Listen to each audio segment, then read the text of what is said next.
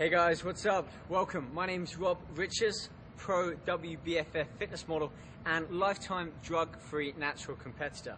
Now I'm here outside Powerhouse Gym in Northridge, Southern California to basically take you through my favorite ab exercises, my ab routine that I personally do pretty much every morning, certainly coming up for pre-contest, which at the moment is about 4 weeks away from competing in the WBFF World Fitness Model Championships on September 19th in Toronto, Canada. So I'm really having to focus hard on my abs, my cardio training, my nutrition, my diet, the whole shebang. So what we're going to do here is I'm going to show you and break down each exercise, showing you how many repetitions I do, show the correct technique, the form, my breathing, everything that you need to know about training abs that hopefully I can inform and give you a little bit more insight into how I train them. So we're going to go inside, but before we do, I want to talk a little bit first about abs. You can see abs are basically, we can break them down into three main areas.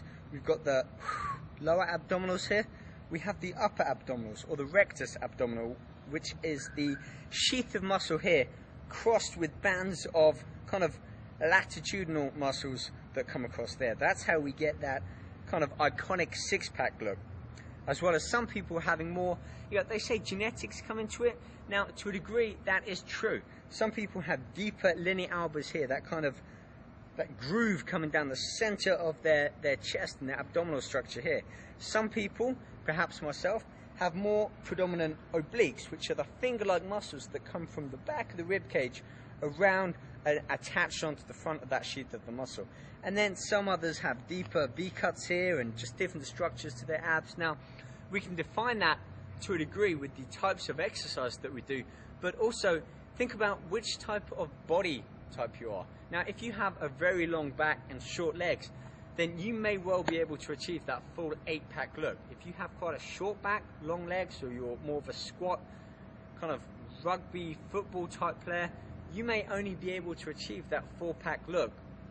Another thing that I want to mention, nutrition. Now, a lot of us are able to achieve to some point the upper abdominals here. And the reason for that is, well, there's not that much body fat up here. It's below our chest.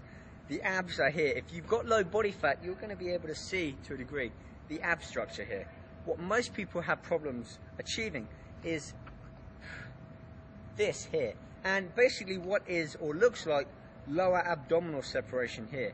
Now, really, that is just lower muscle there. The abs, the six-pack, are more up here above the belly button. But when you train them correctly and to a certain level, and you have low body fat level, you can achieve that almost 8-pack look. Now, that comes down to nutrition.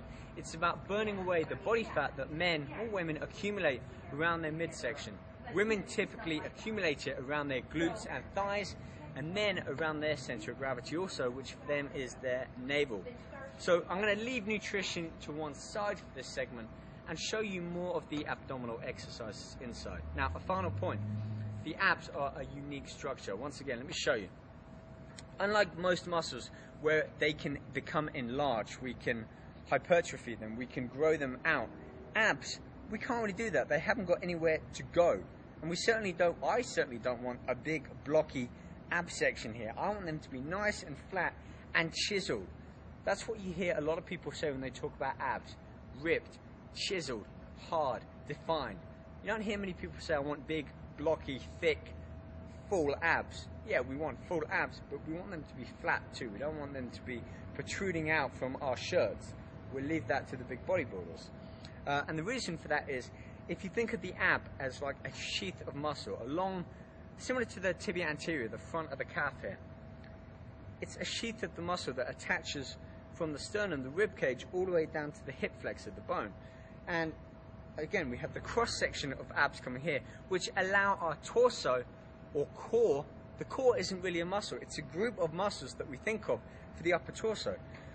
The abdominals, their function is to, apart from stabilize and be our center of gravity here, is to rotate, bend, and flex. So we want to try and incorporate as many different exercises as we can to focus on all of those movements, and some of them involve more than one. a rotation with a side bend, which I'm going to show you in there. So the sheath of muscle, we can't really grow the muscles out. There's no full-bellied abdominal muscles that allow us to bring that muscle out.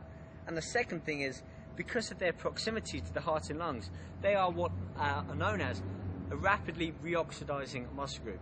And by that I mean that they quickly get blood and oxygen back into the muscle after we've depleted it from working out, which, as I'm sure you found, if you've been training abs for like 20 or 30 reps, you only need a few seconds, maybe 10 or 15 seconds, before you can go back and attack that set again. So my advice here is use as many different variables as you can. I want you to change not just weights, but also repetition, your tempo, frequency, sets, volume. What else do we have here? Types of exercise. There's a lot of different things.